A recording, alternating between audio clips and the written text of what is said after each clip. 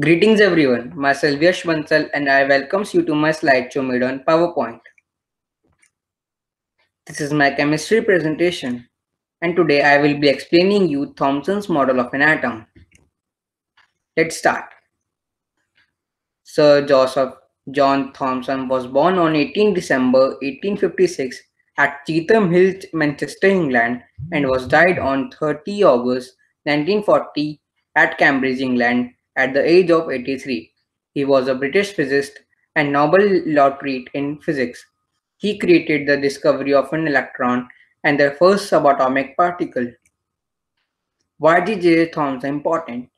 J.J. Thomson took science to new heights with its 1857 discovery of an electron, the first subatomic particle. He also found the first evidence that stable elements can exist as isotopes and invented one of the most powerful tools in analytical chemistry, the mass spectrometer. Plum pudding model.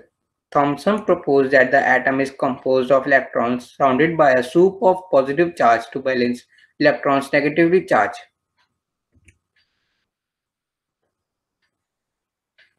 With his model, Thomson abandoned his earlier nuclear atom hypothesis in which the atom was composed of intermaterial vortices. Now at least one of the most was to be composed of Thomson's particulate negative corpuscles, although the rest of the positive charged part of an atom remained somewhat nebulous and ill-defined. Why did J. J. Thomson call it as plum pudding model? The colloquial nickname plum pudding was soon attributed to Thomson model as the distribution of electrons within positively charged region of space reminded many scientists of raisins and called plums in the common English dessert plum pudding. Why did J. Thomson propose atomic model? Thomson atomic model earlier theoretical description of the inner structure of atom, proposed about 1900 by William Thomson, Lord Kelvin, and strongly supported by Sir Joseph John Thomson, who had discovered the electron, a negatively charged particle of every atom.